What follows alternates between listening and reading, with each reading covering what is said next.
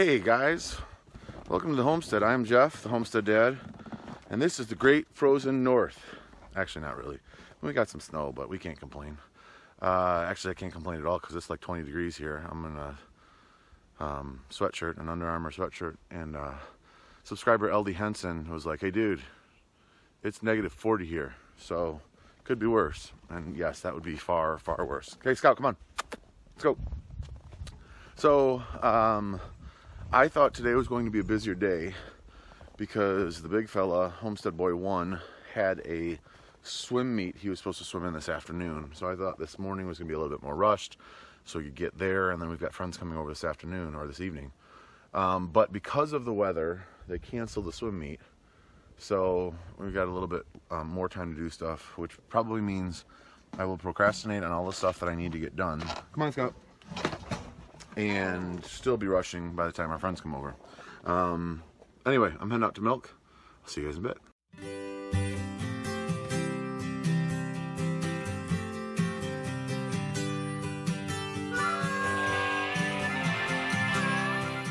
So for those of you who don't know, I was actually bringing out these clothes because when I milk, it's not cold out, I can take my hood off. I change into different milking clothes when I come out to the barn because my wife has allergies. So I figured just leave all the cow dander and stuff out here. So I change clothes when I come out here and milk. I also brought out the stainless steel milking bucket because I'm keeping milk today. And I did want to say, so yesterday morning for you guys, I uploaded a video about Wrangler Star's channel and kind of about just the negativity on YouTube in general. And I never intended for me to be sharing commentary on anything like that. Pure Living for Life video or that Wrangler Star. It's just when I see something, and like in the comments that Wrangler Star made at the end of his video, it was kind of like, hey, you know, some of you guys have been calling for more videos like this, but then you don't support them. So, you know, he's kind of in a bind because, like I said, it's, you know, anyway, if you want to watch that one, I'm trying to just do our vlog stuff here, but every once in a while something like that's going to come up, and I'll try to put it in its own video so that it's not, if you're not interested in that, you can just watch the vlog. So, more dog in the vlog. What do you think, buddy? He loves playing in the snow. He hates having his feet messed with. He'll let me do it, and he does. You know, he just doesn't whine at, or he doesn't growl at me or get aggressive, but he whines about it. So a lot of times I'll let him out before I come out to milk, and then I'll bring him in the barn. He's got a room. He's got the laundry room is all his, so he can go out there and dry off when he's in the house. But at least out here, he's got more room to walk around and sniff out for mice, and I don't know. But now I'm heading out to milk. You can see Prudy's waiting for me. I also see it's really snowy. I don't know how much snow we got, and it really doesn't matter, but let's go get some milk. This is how good my cow is. See, she's over here. Well, I just taken the milk there. I forgot to hook her up when I put her grain over there. So she sat there for, I don't know, probably 5 to 10 minutes without any grain. She stepped around once or twice, but I think she's just so into the habit of, you guys hear that? You hear how rough that is?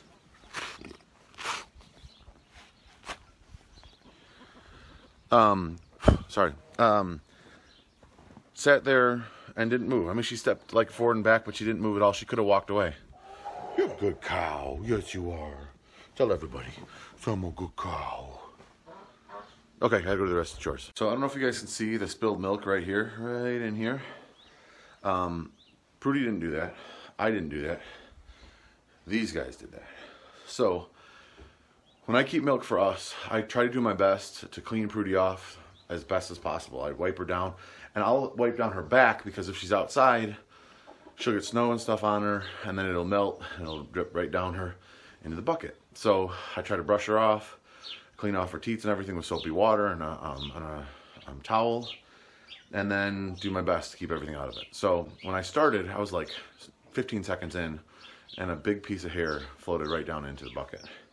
And sometimes I can just tap my finger into the bucket, and the surface tension will hold whatever's there onto my finger, and I can flick it out.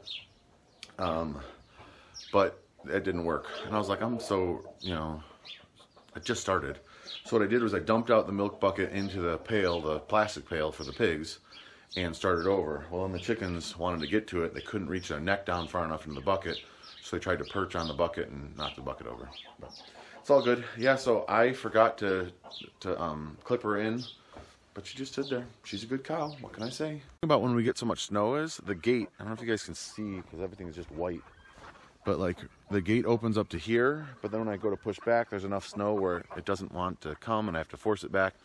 So I've got a stall. I don't know if you guys can see that green shovel right there. I'm gonna grab that, kind of shovel out over here so I can get in and out more easily. Well, I'm gonna go ahead and clear the driveway before we leave for church and before our friends come over. I don't know if you guys can hear that. Homestead Boy 1 is working on his piano and he's working on the entertainer. It's kind of fun for me because the songs that he's been working on lately are songs that like he started playing that and I said, oh, you're learning the entertainer. And he said, you know that song? And I said, yeah, buddy, everybody knows that song. So it's kind of fun.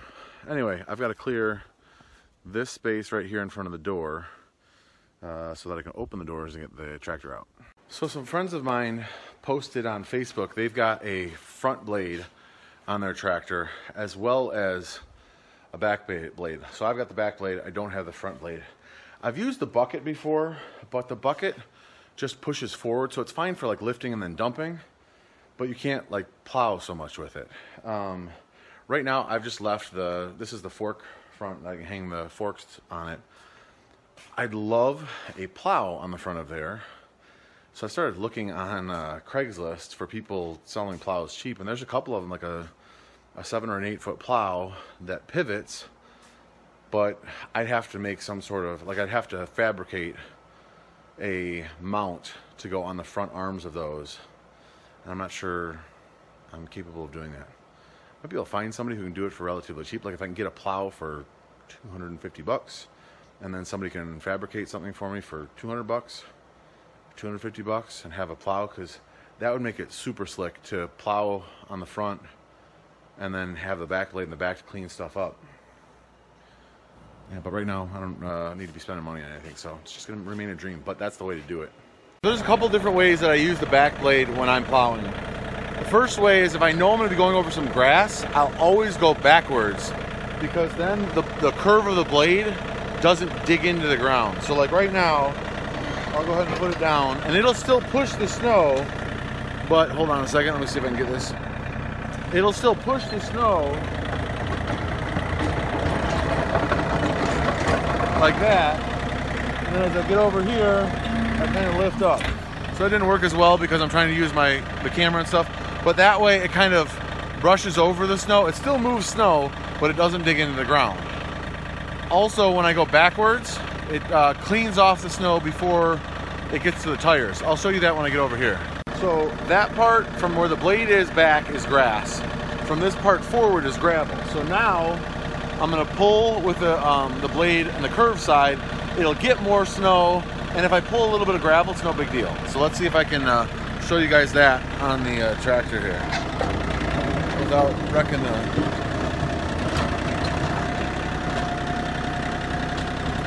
I've cleared this spot, so Homestead Boy 1 is going to move the van, but I wanted to show you. See how much snow is caught behind the blade? And it's pushing the back end of the tractor that way. It's fishtailing me. That's when I would turn around and push the snow backwards, because then it clears the snow before getting to the tire, so I have more grip and it just kind of pushes it out of the way better. This blade will actually spin around, but it has to take it off in order to do that, so I just push it with the back side of the blade and do the best that I can. Okay, now I'm going to go backwards, so you can see there's a lot of snow packed up over here on the side because I've already taken one swipe at it. Now I'm going to go backwards because it'll make it easier to push the snow. The tires will be on already cleared ground, so I'll get a lot better grip. You know what? I may have Homestead Boy 1 do some camera work on this. Ready? Give me a thumbs up.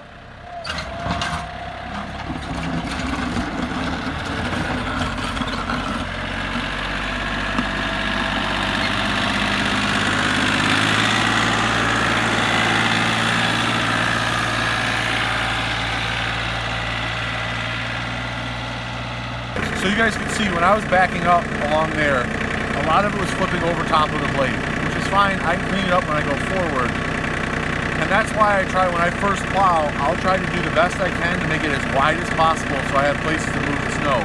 once you kind of set your edge, it's a lot harder to then push snow further than that because it's already, you got a ton of snow there. So that's what I do. And that's how I do it. So again, I just scraped it off, brushed it off as best I could. And then I put a couple 2x4s underneath it so that it doesn't get the ground all rusty. And lower the blade down.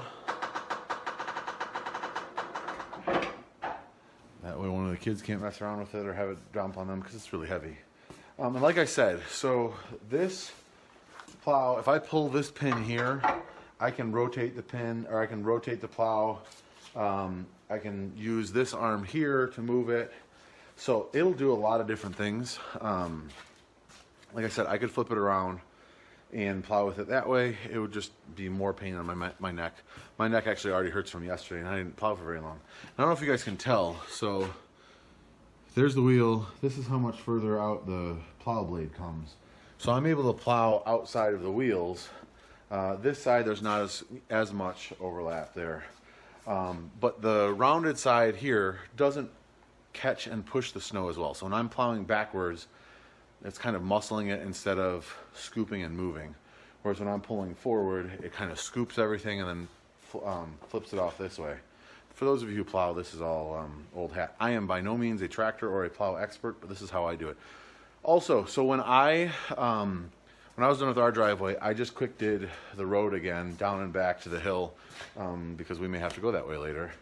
And for those of you, like this tractor right here, I think it's got an e-power reverser. I forget what the transmission is called. It's not so there's a hydro where you just push forward on a pedal and it goes forward, you push backward and it goes backward. That is not this one. We actually have 4 gears, so there's the gear shifter here, and then this is the gear range. So when I'm on the farm, almost always I have it in the B range, which is kind of the mid-speed. And I don't know if you guys can see right there, it kind of gives a speed range. So when it's at its fastest in the C range, it'll go 15 miles an hour. And what I would do is when I'm doing the road, it helps if you get a little bit more speed. So I put it in the C range and then in 3rd gear, not as fast as it'll go. So let me see. Drop my phone. You guys all right? You okay? Everybody good? Good. Okay. So that would be 11 miles an hour. So I'm going 11 miles an hour down the road, and it kind of, throws it off to the side. Now, if there was a huge amount of snow, I couldn't do that. It would still fishtail the tractor behind me, and I'd end up in the ditch. So I just go right down the middle of the road, do one swipe down, one swipe back, and at least it gives us, 14 feet, 12 feet wide of cleared road, so if somebody can't get up the hill, they'd be able to. Now, when the county truck comes by, they've got enough weight where they can just, hammer it and no problem. But that was a purchase that I made before we moved out here. I think it was when we were still planning on, when we were building, I'd found a place on Craigslist, and she was selling it for, I think it was 200 or 250. It's an old Ford blade. You can see it's, it's heavy duty. It's thick. It's going to last forever. I leave it outside. It's a rusty piece of goodness. And it definitely does the job. So I'm very happy with it. Now I'm going to go back inside and get ready for the rest of the stuff we got to do today. Check that. I've got to go shuffle around the big van so we can use that later. So let's go do that now.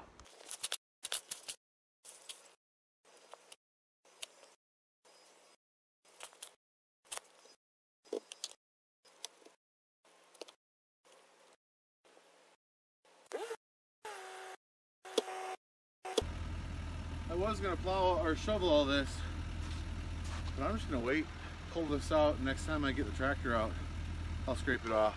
I'll do it along here. There's a little walk along here. That's all. Not sure how happy Prudy is with me right now. She had been reaching her head over the fence right there, looking for any grain that dropped. And I don't want her to think that she can push over a fence, so I turned back the electric on. So I don't think she liked it so much. So I don't know if you guys can see, it's ticking at green. Let me show you. See that?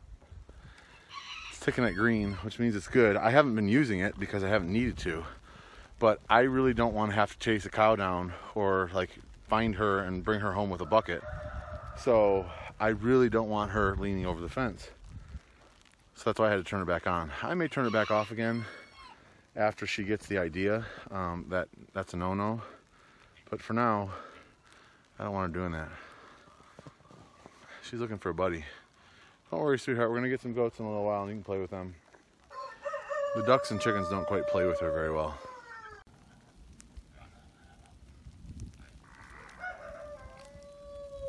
Hey guys, in an effort to keep things real, a couple years ago we bought a new vacuum. We bought a, I think it's a Miele, M-I-E-L-E.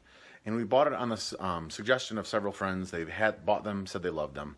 It was replacing a Dyson vacuum that we had bought at like Costco or one of the other big box stores.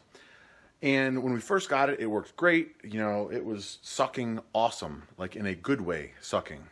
Recently though, it just had seemed like it wasn't working very well. Like we were really considering like buying something else to replace it because it wasn't working so well. But I was just vacuuming because like I told you earlier, we've got some friends probably coming over later. And I looked down at the vacuum. Let me show you guys. See this little knob here? There's a min. Let me see if I can show you guys that. There's a min. Here. I'm gonna flip the camera. So there's a minimum here, and then there's like a furniture setting. So this is like for drapes. Then there's furniture. I don't have any idea what that is. This is if you need to clean your ears out. This is for carpet, and then this is probably for hardwood floor. It was somebody, I'm not going to name names or, you know, say it could be anyone. It could be anyone, but it might be somebody with a yellow shirt on. It could have been somebody else. Turned it down to minimum suction. And that's why the vacuum was sucking in a bad way. It wasn't working. So I just turned it up. Everything is great. And if you ask my family members, I've actually been singing songs about the suckiness of our vacuum. The suckiness in a good way, because it's like we have a new vacuum. Well, we need to cook a chicken for dinner. So we're going to use one of our frozen chickens. It's actually, they've been thawing here in cold water, and we're going to use the Instant Pot right here. The recipe that I found says put water in the bottom. They actually put some vegetables in the bottom as well. I'm not going to do that because I'm not looking to make soup as well. I'm just looking to cook the whole chicken. Put the chicken in, breast down, and then turn it down to meat setting for 25 minutes and let it go. So we'll see how it goes. While the Instant Pot goes, we need to cook a second chicken. So we're going to kind of do a little test. We're going to oven roast one. My wife has got this started. Homestead Girl 1 is putting some celery inside the cavity. The oven is heating up, so we'll kind of do a dual chicken and see how it goes. You can see the Instant Pot is steaming. It's gotten up to temp. Any second now, that should close up, and then the timer will start. Oh, he wants to say hi. Say hi? Okay, let's see if we can get it on camera. Show him your ties, so you can dress up. So the chicken finished after we left for church. This is how it turned out. Perfectly moist, perfectly cooked. Tastes great. The one in the oven is a little bit more crispy like that. So if you're looking for just cooked and moist, Instant Pot, awesome. If you need that more crispy stuff, use the oven. Hey guys, I just took some trash out. Our friends are almost over, so we're gonna have some dinner, get to visit a little bit. I don't know how much video I'm gonna be able to take, so I'm gonna end the vlog now. If I do take some video, it will have been before this, and you guys will have already seen it. Thank you guys so much for watching. I truly appreciate all of the thumbs up, the likes, the comments, the follows, the subscribes, the chiding, the laughing at me, the laughing with me. I appreciate all of that. I'll see you guys tomorrow.